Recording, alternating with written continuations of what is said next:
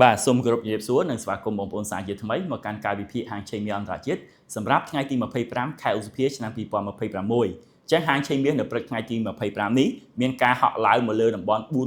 $4,580នៅក្នុងមួយអោនក្រោយលោកដូណាល់ត្រាំបានប្រកាសអំពីដំណើរនៃកិច្ចព្រមព្រៀងរវាងសហរដ្ឋអាមេរិកជាមួយនឹងអ៊ីរ៉ង់ដំណើរការទៅយ៉ាងរលូនចឹងហាងឆេងមាសយើងឃើញថាហក់ឡើងមកលើតំបន់$4,580ក្នុងមួយអោនអញ្ចឹងបច្ចុប្បន្ននេះគឺមាសបានរីត្រេសមករកតំបន់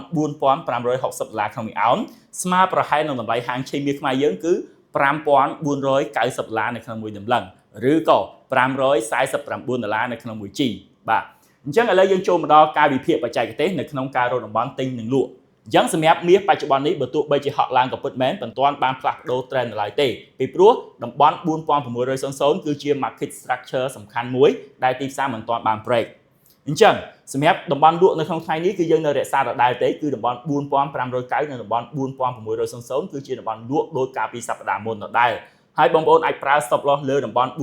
$4,600អាចជា$4,605ឬក៏$4,600 គត់បាទសម្រាប់តំបន់លក់ទី2ក៏ជា market structure ដ៏សំខាន់ដែរដែលទីផ្សារ break ហើយប៉ុន្តែមិនទាន់បាន retest គឺតំបន់$4,640និងតំបន់$4,650ហ្នឹងគឺជាតំបន់លក់ទី2របស់យើងហើយបងប្អូនអាចប្រើ stop loss លើតំបន់$4,655ឬក៏តំបន់$4,660ហើយដាក់ take profit ឲ្យបាន2ដងឬក៏មកដល់ market structure បន្ទាប់ក៏បានដែរបាទសម្រាប់តំបន់លក់ដដែលទី3របស់យើងគឺតំបន់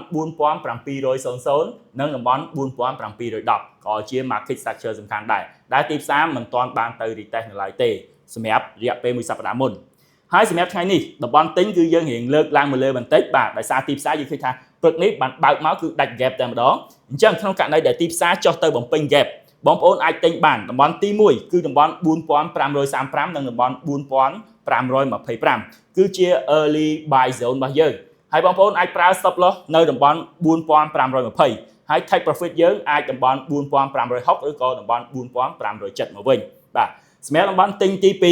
គឺសប្តាហ៍មុនដដែលទេគឺ strong psychology level និង strong support តែម្ដងគឺ$4,590ទៅកាន់តំបន់$4,500និងតំបន់$4,490អញ្ចឹងបងប្អូនអាចប្រើ stop loss ក្រោមតំបន់$4,490អាចជា85ឬក៏8គត់បានបាទសម្រាប់តំបន់ទិញទី3ចុងក្រោយរបស់យើងគឺតំបន់$4,460និងតំបន់$4,450គឺជា support នៅក្នុងសប្តាហ៍មុនដែលទីផ្សារចុះទៅដល់ហើយបានឡងមកលើវិញមកដល់ពេលបច្ចុប្បន្ននេះអញ្ចឹងបងប្អូនអាចរកចាំទិញនៅតំបន់នេះបានហើយប្រើ stop loss នៅក្រោមតំបន់$4,450អាចជាតំបន់$4,445ឬក៏តំបន់$4,440គត់បាទអញ្ចឹងសម្រាប់បច្ចេកទេសរបស់ខ្ញុំមានត្រឹមប៉ុណ្នេះហើយក៏សូមជូនពរបងប្អូនទាំងអស់គ្នាឲ្យចូលជួយដូរចំណេញគ្រប់គ្នាសូមអរគុណ